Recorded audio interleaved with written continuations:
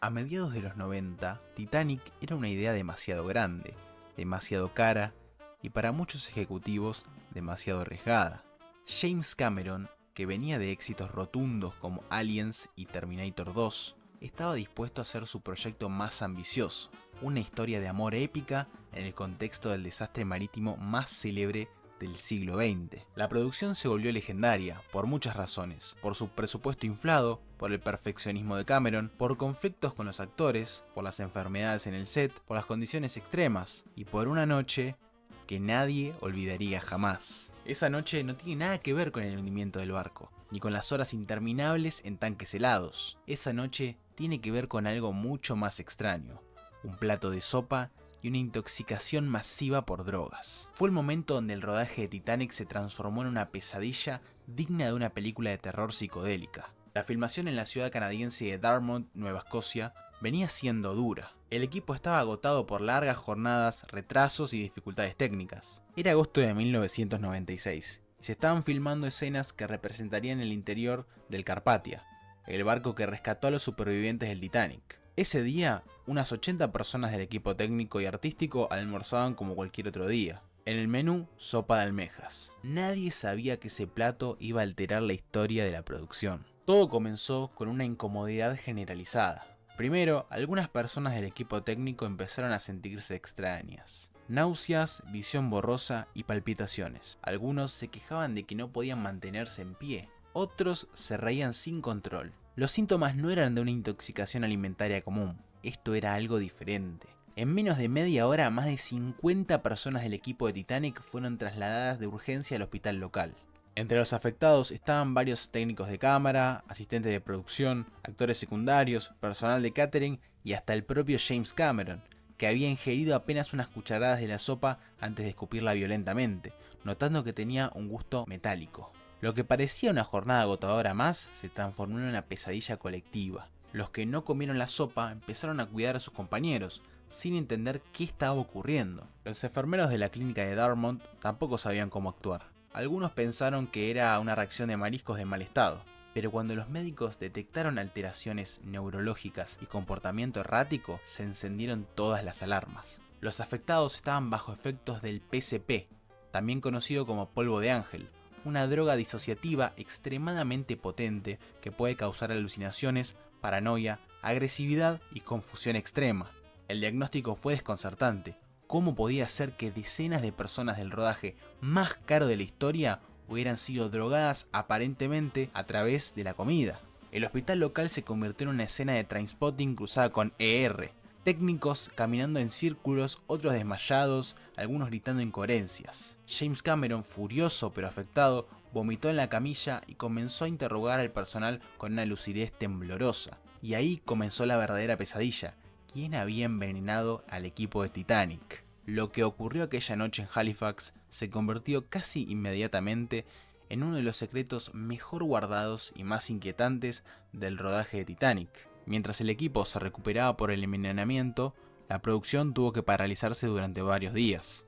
Fox estaba gastando millones por semana y la palabra cancelación comenzó a flotar en el aire como una amenaza fantasma. James Cameron, que ya tenía fama de director implacable y obsesivo, no se detuvo. Apenas recuperó fuerzas, comenzó a presionar a los productores y a las autoridades para que investigaran el accidente. Las evidencias apuntaban todas al servicio de catering, en particular a una olla de sopa de almejas servida en el set nocturno.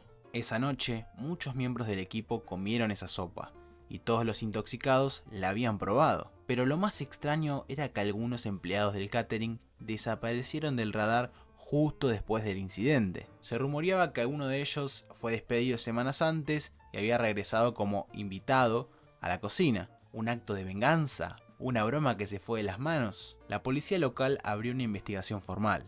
Se tomaron muestras, se analizaron residuos y se entrevistaron decenas de personas, pero el responsable nunca fue identificado. No se presentó ninguna acusación y el caso fue archivado como evento de intoxicación por sustancia desconocida. Este misterio se convirtió en una leyenda urbana dentro de Hollywood. En entrevistas posteriores, tanto actores como técnicos describieron la noche como algo surreal y terrorífico. Bill Paxton, que estaba en el set, contó al llegar al hospital que algunos se reían, otros lloraban y uno gritaba que estaba viendo ratas gigantes. El propio Cameron dijo que sintió como si la película se estuviera maldiciendo desde dentro. El incidente reforzó la tensión ya existente en el rodaje. Cameron estaba enfrentado con el estudio. Los productores discutían por el presupuesto que se disparaba. Este evento, lejos de frenar al director, pareció volverlo más determinado. Si el barco se iba a hundir, Cameron lo iba a filmar hasta el último segundo. Así, el Titanic zarpaba hacia un destino cinematográfico con más turbulencia de la que nadie se imaginaba. Mientras el misterio del envenenamiento aún flotaba en el ambiente como una sombra invisible, el rodaje de Titanic entró en una nueva etapa, la más agotadora, caótica y costosa de toda la producción. James Cameron, obsesionado con el realismo, comenzó a exigir condiciones extremas tanto el equipo técnico como los actores, y lo que ya era una película ambiciosa pasó a convertirse en un rodaje de guerra. El agua estaba helada, literalmente. Durante semanas los actores y extras pasaban horas sumergidos en tanques gigantes con temperaturas bajas, sin trajes térmicos, mientras Cameron gritaba tomas interminables. Kate Winslet se resfrió gravemente y casi abandonó el proyecto. Leonardo DiCaprio, aunque resistió mejor físicamente, también empezó a tensarse con el director. La relación entre los tres, Cameron, Winslet y DiCaprio, se volvió tirante. Pero nadie abandonaba. Titanic era una nave en la que todos sabían que estaban escribiendo historia, aunque pareciera un naufragio en tiempo real. Por otro lado, el presupuesto comenzó a salirse de control. Originalmente aprobado por 100 millones, en pocos meses ya se hablaba de cifras que rozaban los 200 millones de dólares. Algo impensado en los años 90 para una película romántica. El estudio Fox y Paramount comenzaron a presionar a Cameron para que acortara escenas, eliminara tomas caras y recortara días de rodaje. Para entonces ya se habían construido réplicas del Titanic en tamaño real en los estudios de Baja California, México. Cameron filmaba con grúas, cámaras montadas sobre rieles, plataformas hidráulicas que hacían inclinar el barco, simuladores de tormenta, efectos prácticos, fuegos reales y cientos de extras. Cada escena parecía un episodio de Apocalypse Now. Si esto no fuera suficiente, Cameron comenzó a editar la película al mismo tiempo que se filmaba, intentando mantenerse dentro de las fechas y costos. Una toma podía repetirse hasta 20 veces, si no tenía el ritmo, la expresión o la energía que buscaba. Los rumores de que Titanic iba a ser un desastre eran constantes. Algunos ejecutivos predecían que iba a ser el Heaven's Gate de los 90, una catástrofe millonaria. Y entonces, con el rodaje terminado y la presión en su punto máximo, comenzó la etapa que más preocupaba a los estudios, la edición. Cuando Cameron entregó su primer corte de Titanic, duraba casi 3 horas y media. En una industria que creía que el público tenía una capacidad de atención limitada, esto era considerado un suicidio comercial. Ningún ejecutivo quería una película romántica, de época, de 3 horas, con actores jóvenes y sin una garantía de éxito. Los rumores internos eran pesimistas. Se decía que Cameron renunció a parte de su sueldo para no tener que recortar escenas y mantener su visión intacta. Pero el trabajo estaba lejos de terminar. La etapa de postproducción se volvió otra odisea. Cameron supervisó obsesivamente cada aspecto del montaje, incorporando efectos visuales pioneros que mezclaban miniaturas, CGI y escenografías reales. Más de 300 tomas tuvieron efectos digitales, pero no eran solo efectos llamativos, estaban diseñados para integrarse con naturalismo y no llamar la atención. A diferencia de los blockbusters de la época, Cameron no quería que el espectador notara el truco, sino que sintiera que estaba a bordo del barco. Una de las decisiones más arriesgadas fue insertar figuras digitales para simular pasajeros y tripulación en algunas tomas aéreas del barco, especialmente durante la partida en Southampton. Estas técnicas, hoy comunes, eran muy nuevas entonces y corrían riesgo de parecer falsas o antinaturales. Mientras tanto, los screenings de prueba generaban reacciones divididas. Algunos salían llorando, otros sentían que la película era demasiado larga, pero algo era claro: Titanic generaba emoción. Había algo poderoso en esa mezcla de amor, tragedia y espectáculo puro. Y sin embargo, el miedo seguía. Con un presupuesto final estimado de más de 200 millones de dólares, Titanic se convirtió en la película más cara de la historia hasta ese momento.